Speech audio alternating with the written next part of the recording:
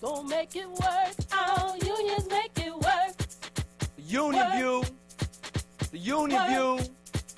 Gonna make it work. Unions make it work. The Union Work. View. The Union Work. View. Gonna make it work. Our unions make it work. The Union Work. View. The Union Work. View. Gonna make it work. Our unions make it work. The Union View.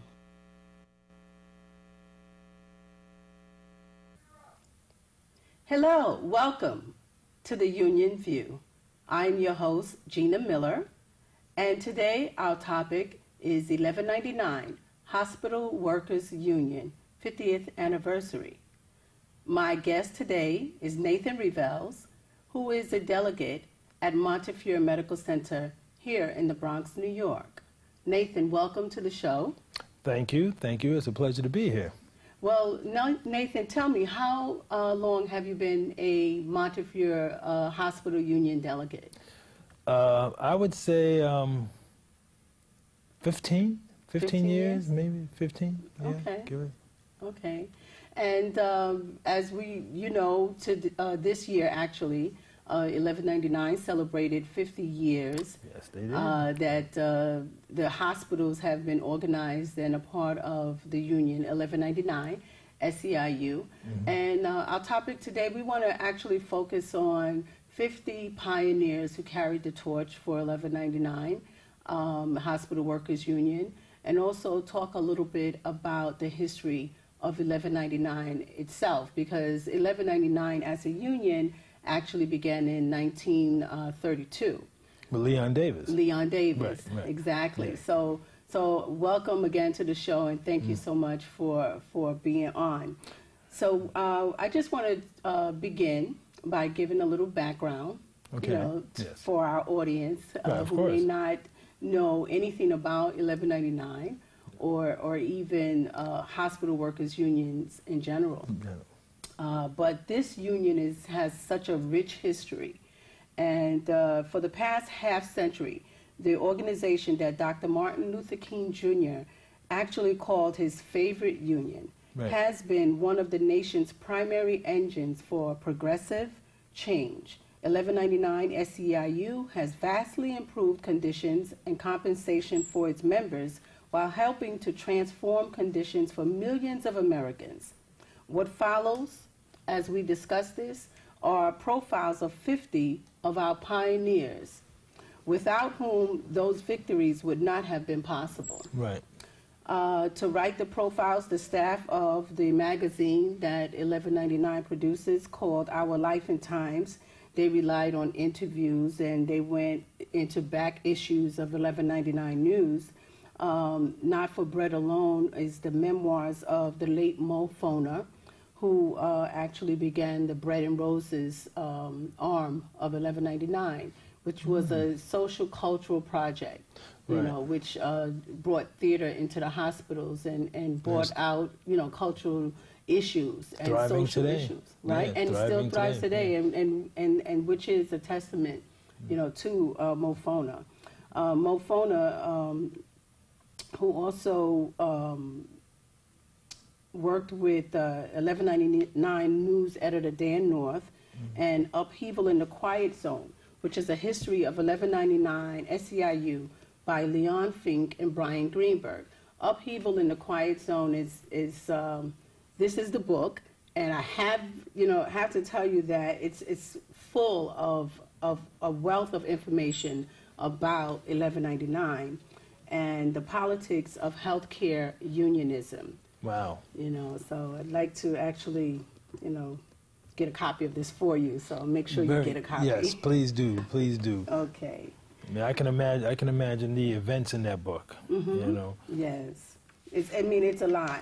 So let's start with the founder of Leon Davis. Of the union, Leon Davis. Okay. Leon Davis, he was born in Eastern Europe in the area then known as White Russia. Right. His family immigrated to the United States in 1921, shortly before Davis's 15th birthday. In 1927, Davis enrolled in Columbia College of Pharmacy, working after school in drugstores. And the union 1199, as we said, started actually in 1932 Right. with a group of pharmacists And clerks. and clerks. Yeah. Okay, right. Yeah, You can't forget the no, clerks. please don't forget the clerks. Okay. I'm a clerk. Right. Yeah. Right. So the work that you do at Montefiore as a delegate, what kind of issues would you say that you generally deal with? The main focus of many managers, for some reason, just seems to be absenteeism and lateness. That's like the crux of everything. After that, it's work performance, and that goes into like so many varied situations. It's hard to pinpoint each one. It depends on the classification and everything like that, because job performance depends on the classification, Right. But there were some recent ones that came up for a lot of insubordination stuff, well, accusations of insubordination. Right. I don't really think that. Right. So, Justified. so then basically it's really important that there is a union.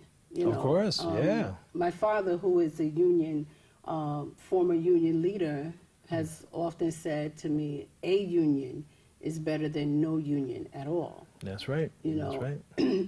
When workers have issues like absenteeism and insubordination accusations and work performance issues Right. and things like that, in general, in any field, whether it be hospital or anywhere else, you either are going to be fired or you're going to be Terminated, suspended. terminated, disciplined in some form or fashion. But a union allows you basically a recourse for defense Right, representation. and representation, due representation. That's the number one thing. Absolutely. I mean, you have to represent on a fair level. You have to represent with due diligence. You have to represent on a non-judging level. Right. You don't judge the member. You just represent them. And you go in there and you represent them like you would anybody else, and you give them the fairest deal that you can cut. And you just don't judge them. And I find that sometimes that happens, because it's emotions, it's human. Somebody walked off the job because they were angry or something, I don't know, and you have to represent them. Right. You can't sit there and say, oh, you shouldn't have walked off, you shouldn't have. You say, look, come here, let's talk, let's see what we can do, let's get you back in here working, and let's see if we can calm you down a bit so you don't do this again. Exactly. Exactly. But we don't judge them. Right. So, that's why it's so important to have a union, because you need somebody to be able, to bridge the gap. Right. To help explain these things.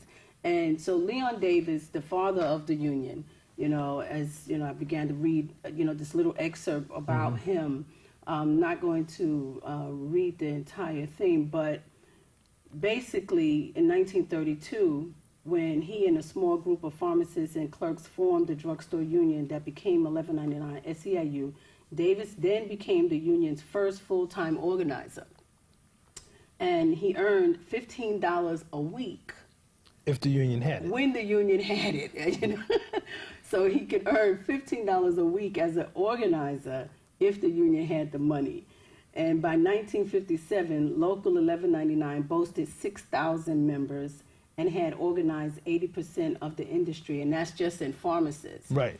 December 1958 is when Montefiore Medical Center was the first hospital to actually sign a contract with 1199, and Montefiore became the first hospital to be in 1199.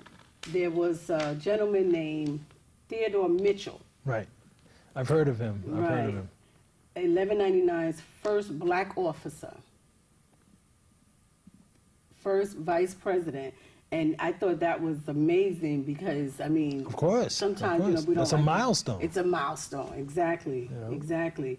And he was one of a handful of organizers who began 1199's hospital organizing efforts half a century ago, 50 years ago. The union view. Go make it work. Our unions make it work. The union view. The union view. Go make it work. Our unions make it work. The Union View.